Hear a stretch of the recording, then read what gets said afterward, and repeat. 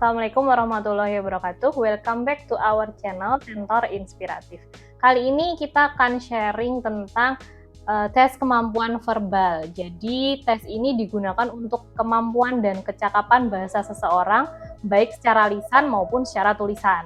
Sebenarnya ada beberapa tes kemampuan verbal, cuman saat ini kita bahas 3 tes dulu yang paling sering muncul di soal psikotes kerja ya. Jadi ada sinonim, antonim, dan analogi. Baik, kita mulai dulu yang pertama yaitu tes sinonim.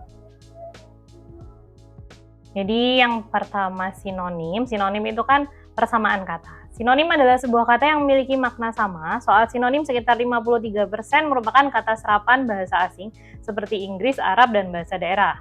Dan 27%-nya adalah istilah sains pertanian, kedokteran, teknik, biasanya juga ada istilah ekonomi bisnis juga, dan lain-lain. Sedangkan sisanya berasal dari kata sehari-hari.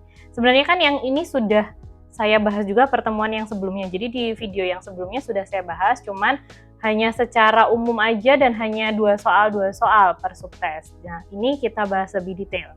Contohnya juga lebih banyak. Tips dan triknya, Anda harus sering membaca atau mendengarkan berita. Jika menemui kata-kata sulit, Anda dapat membaca KBBI. Jangan memilih kata yang memiliki bunyi mirip dengan soal, sebab berdasarkan pengamatan jawaban seperti itu kemungkinan benarnya hanya sekitar 5% atau hanya pengecoh aja.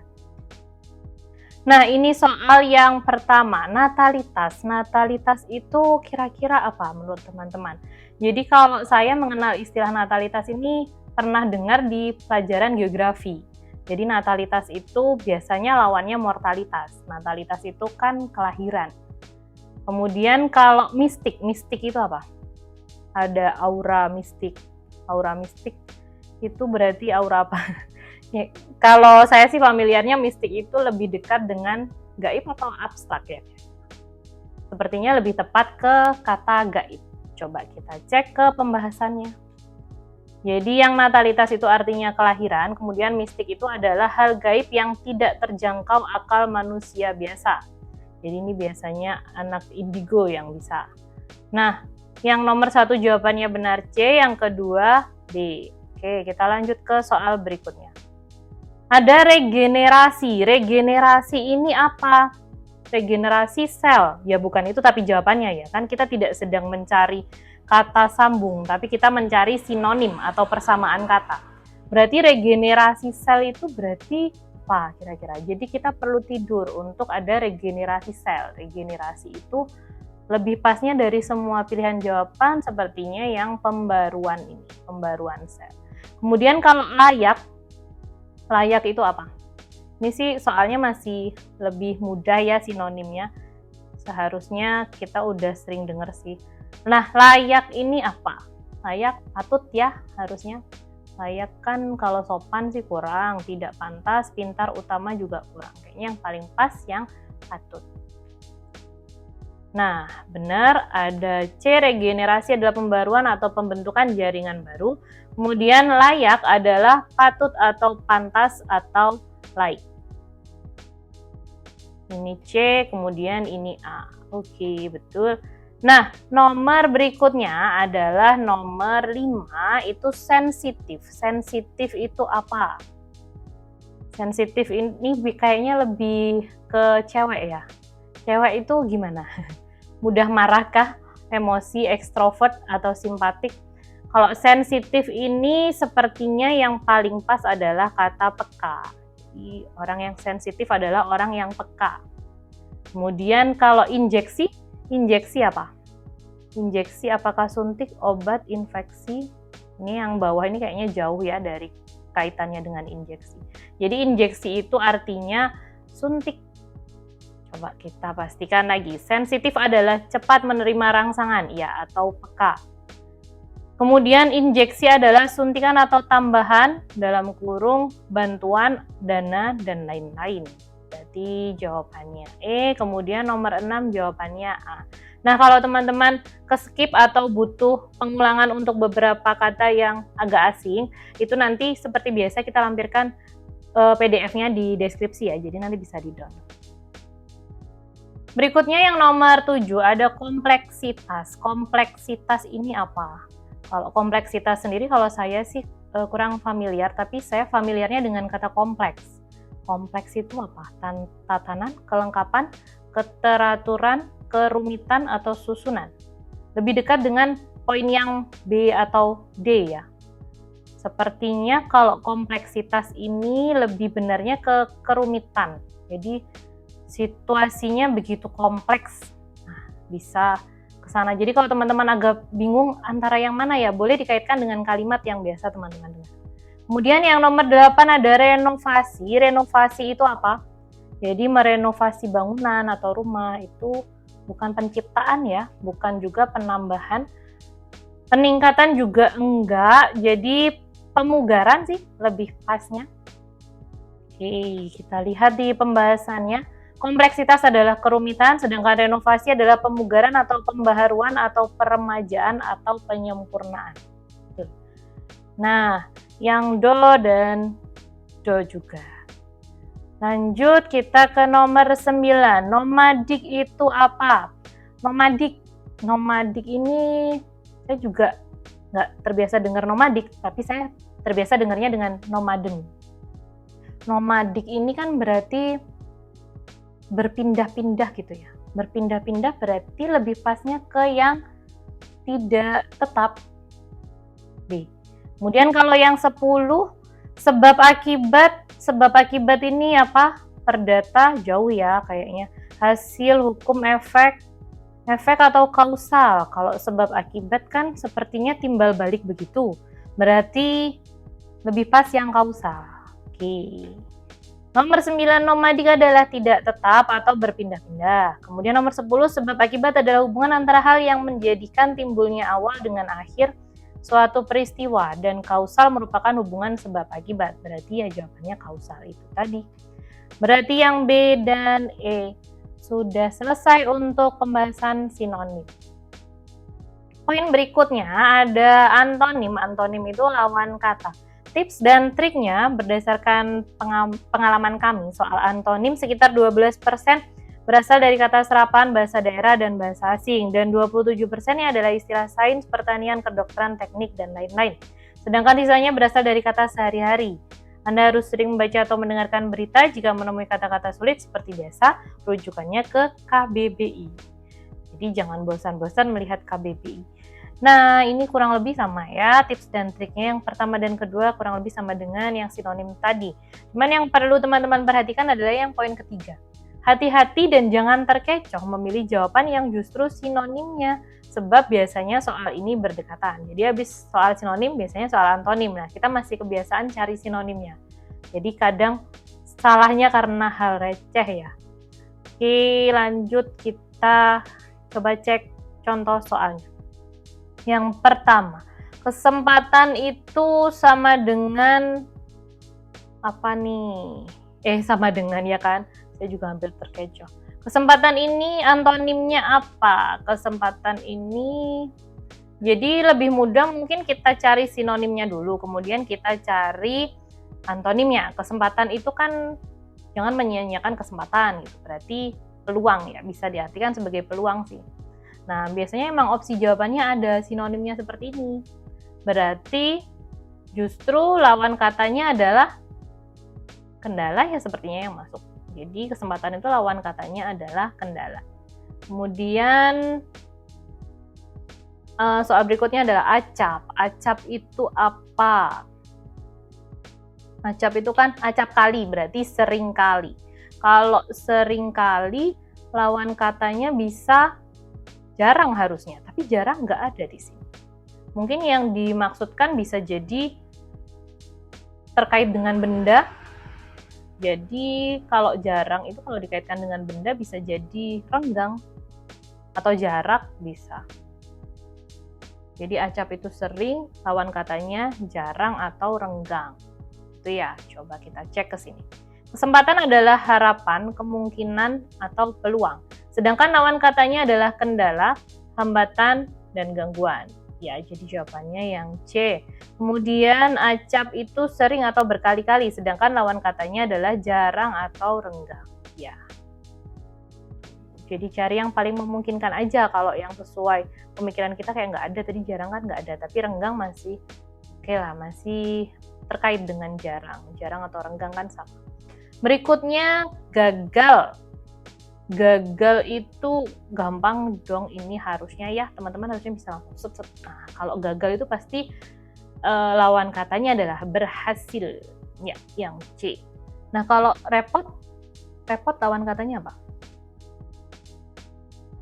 Repot lawan katanya harusnya santai atau di sini leluasa yang masuk. Berarti gagal adalah tidak berhasil atau batal, sedangkan lawan katanya adalah berhasil. Repot itu ribut, sibuk, banyak kerja, kalut. Sedangkan lawan katanya adalah leluasa. Iya, yang C, gagal lawannya berhasil, repot lawannya leluasa. Kemudian piutang. Nah, piutang ini menurut teman-teman apa ya lawan katanya? Ada yang pernah dengar istilah ini? Mungkin kalau yang sering mendengar berita ekonomi bisnis sudah familiar, atau yang pernah rajin-rajin belajar ekonomi, atau yang S1 ekonomi ada kaitannya sama itu biasanya mudah memahami ini. Piutang itu kebalikannya hutang, berarti jawabannya pasti P. Jadi kalau yang teman-teman belum pernah dengar, piutang itu logikanya gini, kalau misalkan kita ngasih pinjam uang ke India, itu namanya piutang. Sedangkan kalau kita pinjam uang dari Amerika, itu namanya hutang.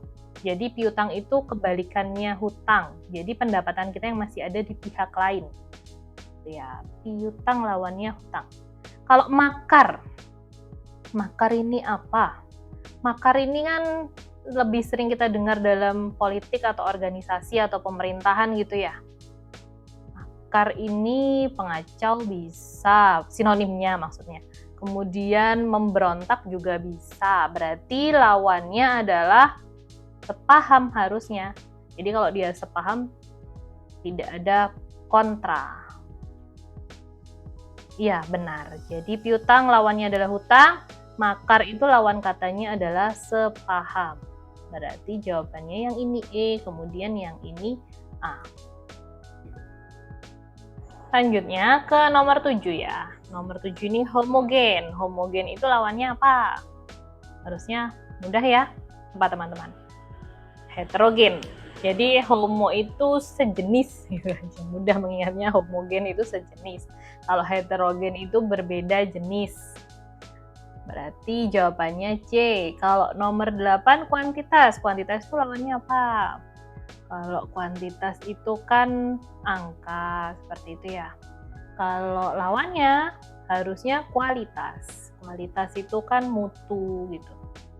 Kuantitas jumlah atau yang dapat diangkakan, kalau kualitas itu mutunya.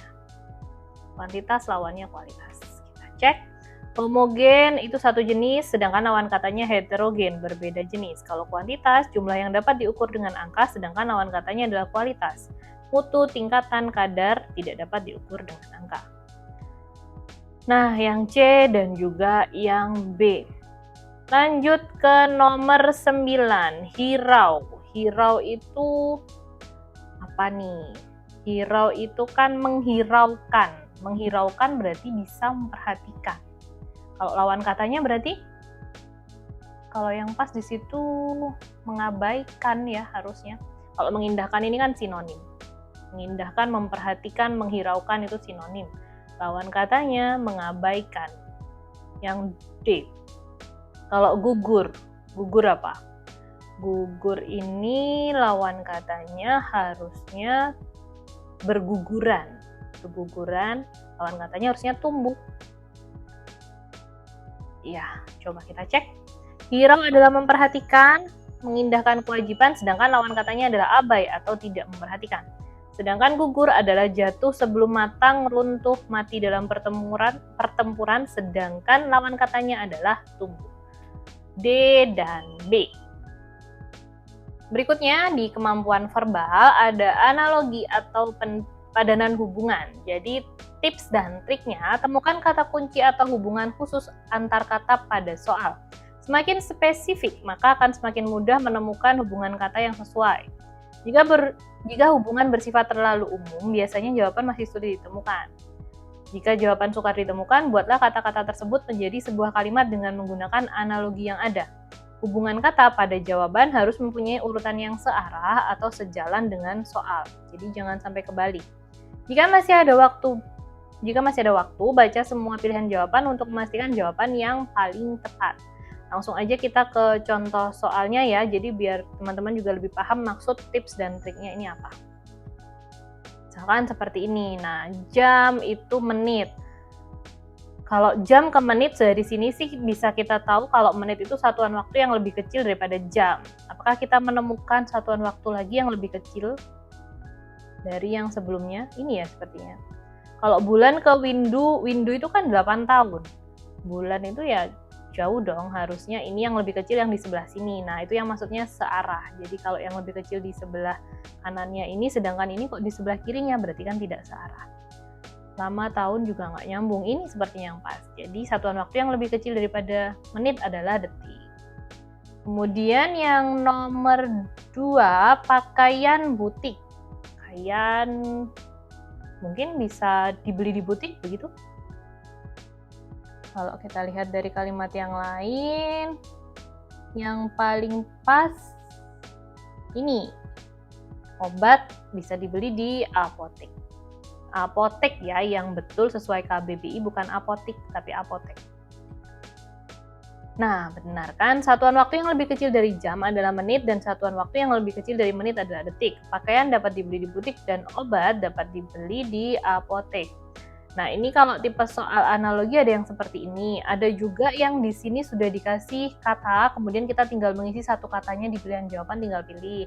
Ada juga yang nanti 3 analogi, jadi ada 3 kata gitu. Jadi analogi itu tipenya macam-macam. Nah ini saya keluarkan atau saya bahas yang paling sering muncul di psikotes kerja. Ini C, ini E. Berikutnya sawah padi. Apa ya kira-kira? Sawah segar haus.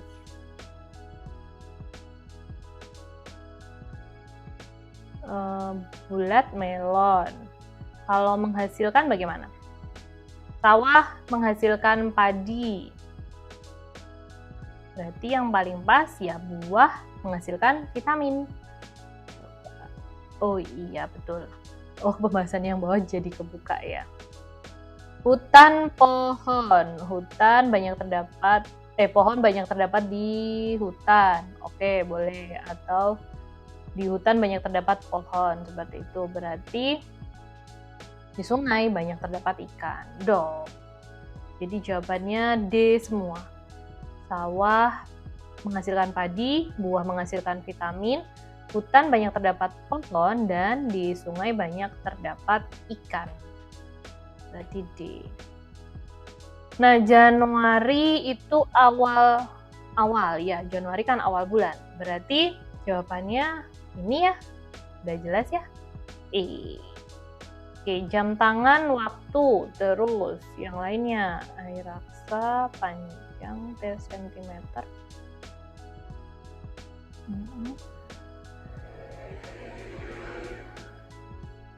Sepertinya kalau ini jam tangan itu alat pengukur waktu, begitu. Termometer itu alat pengukur panas. Sepertinya analoginya yang tepat seperti itu kalau kita lihat dari pilihan jawaban yang lain. Kayaknya kurang pas. Ya, Januari adalah awal bulan dan Desember adalah akhir bulan. Kemudian jam tangan adalah alat pengukur waktu dan termometer adalah alat pengukur panas. Spidol tinta. Kalau spidol dengan tinta sih ini komplementer sempurna ya. Jadi spidol itu membutuhkan tinta. Terus kalau kita lihat komplementer sempurnanya lagi bisa ke roda, karet. Enggak, roda ini bahannya bisa dari karet. Kalau mobil komplementer sempurnanya bahan bakar. Ya sepertinya yang B ini jawabannya. Mobil bahan bakar. Kemudian mawar bunga. Kemudian ini daun tangkai. Oke, kalau kita lihat bisa seperti ini, mawar itu adalah salah satu jenis bunga. Kalau bawang itu salah satu jenis umbi. Ya nggak teman-teman? Umbi lapis itu kan bawang ya. Dari semua pilihan jawaban sih yang paling masuk akal sepertinya itu. Coba. Spidol membutuhkan tinta dan mobil membutuhkan bahan bakar. Benar. Mawar adalah salah satu jenis bunga dan bawang adalah salah satu jenis umbi lapis. Berarti B dan C. Oke. Next. Pintu kunci. Pintu kunci. Oke, berarti bukan bahannya ya. Kemudian ada baju kancing. Ini sih. Oke, coba kita lihat yang lain. Kain motif, kemeja polos. Oke. Kalau misalkan kita pakai analogi, pada pintu disematkan kunci, pada baju disematkan kancing. Itu kayaknya yang paling pas. Berikut penerbang pesawat. Terus pilihan jawabannya. Oke, berarti ini penerbang mengemudikan pesawat, bisa begitu. Pelaut mengemudikan kapal. Nahkoda mengemudikan laut, enggak ya? Ya, sepertinya yang paling tepat adalah yang A. Oke. Pada pintu disematkan kunci dan pada baju disematkan kancing. Kemudian penerbang mengemudikan pesawat dan pelaut mengemudikan kapal. Ini A. Oke. Oh ya, saya mau review ini. Jadi kalau teman-teman pengen berlatih soal, ini ada soal verbal, kemudian ada soal matematika juga. Jadi tryout psikotesnya gratis, caranya gampang banget. Ini sudah kita share juga minggu kemarin di video sebelumnya. Kita ingatkan mungkin buat teman-teman yang baru nonton videonya. Jadi caranya gampang banget, tinggal subscribe, like, komen, share video ini, kirimkan screenshotan itu tadi ke WA atau Telegram nomor yang di sini, nanti kita lampirkan lagi di deskripsi untuk mendapatkan Google Form-nya, Google Form soalnya. Kemudian hasil skor tryout akan dikirim Japri setelah peserta selesai mengerjakan soal. Semoga bermanfaat buat teman-teman ya, jadi biar saat melamar pekerjaan, udah ready dengan latihan soal, sudah punya pembekalan materinya, kemudian sudah latihan soal, jadi nanti waktu tes sudah lancar aja. Sudah selesai ternyata pembahasan kita kali ini. Terima kasih banyak buat teman-teman yang sudah menonton. Semoga yang menonton video ini tentunya akan bersiap melakukan sesuatu ya, entah itu melamar pekerjaan atau tes ke ikatan dinas atau ke sekolah lanjutan yang lebih tinggi. Semoga semuanya sukses. Semoga diterima di tempat yang teman-teman impikan, semoga skornya bagus juga. Jangan lupa kalau suka dengan video ini, jangan lupa subscribe bagi yang belum, kemudian like, komen, dan share sebanyak-banyaknya ke teman-teman atau saudara yang membutuhkan video ini juga.